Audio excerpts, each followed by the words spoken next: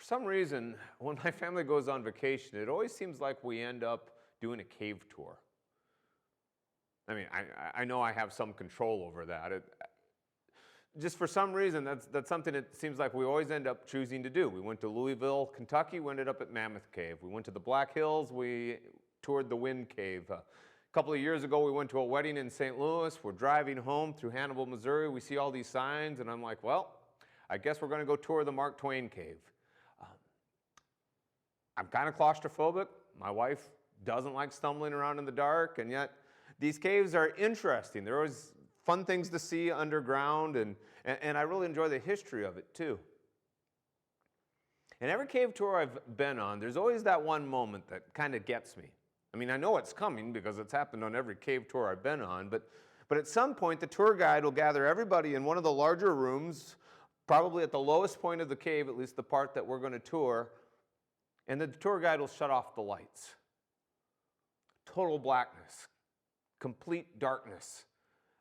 That far underground with all of the electrical lights that they've strung to help the tour groups get through safely, they all go off. And literally you can't see the hand in front of your face. Total darkness. In a lot of ways, it feels like we're kind of at a moment like that right now. With a coronavirus lockdown, with places of employment temporarily closed, with school closed, with no real clear end in sight for how much longer this is going to go, it seems like we're stumbling around in the dark. Like, we're not really sure how to do this. For me personally, pastoring a church when people can't come on Sunday morning, I've never done anything like that before. And the things that I'm facing, I think, pale in comparison to the things some of you are facing. Some of you have grandparents, parents. Some of you have spouses who are in the nursing home, and you can't go to see them right now. To go see them right now wouldn't be safe for them or their co-residents. I can't imagine what that's like, to not be able to visit someone you care so deeply about. Some of you have been laid off or furloughed from your job, and you don't know how long that's going to be. You don't know how long it's going to be before you can go back to earning a living. Kids are home from school. Some of you perhaps are beginning to feel the symptoms of this illness. It's a scary time. We're stumbling around in the dark, and we're wondering, what do we do?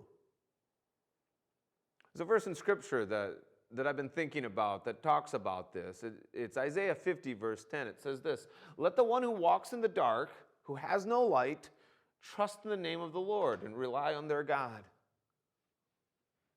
That's where we are right now, walking in the dark. It feels like we have no light.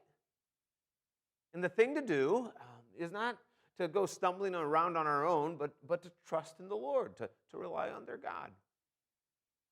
If I'm on one of those cave tours and the lights suddenly go out, I'm not going anywhere.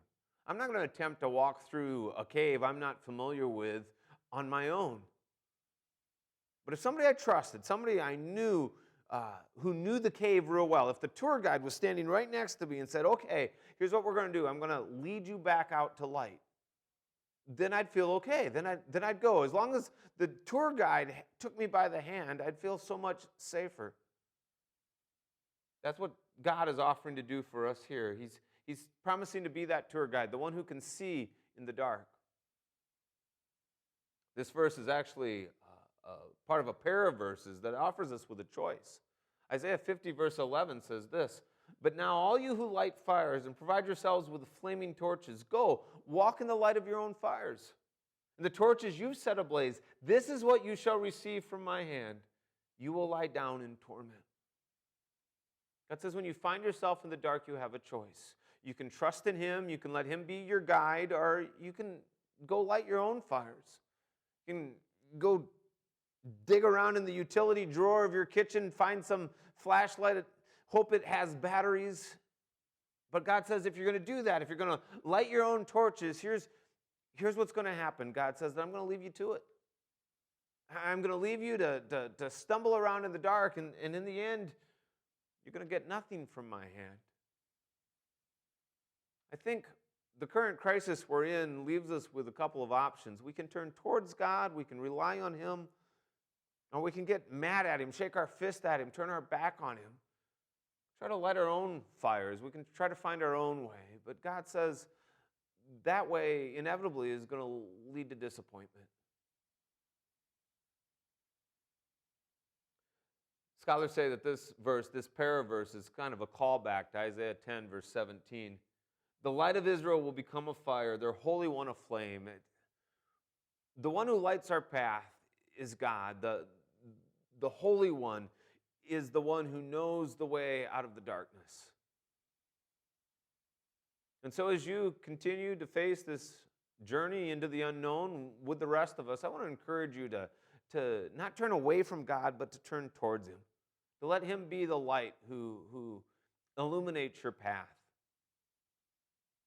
Starting this Sunday at Hope Church, we're going to start a new sermon series, kind of inspired by the moment we're in. I'm calling it Socially Distant. I know, creative name. Wonder where I got that from. But the subtitle really says it all. How do you stay connected with God when you can't go to church? We're going to talk about how we can make that choice to turn towards God instead of away from Him. To see Him as our friend, not our enemy.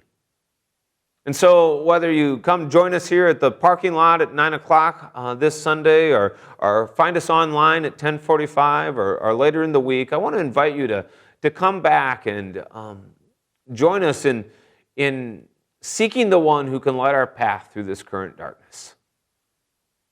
God bless. Take care. We'll talk to you later.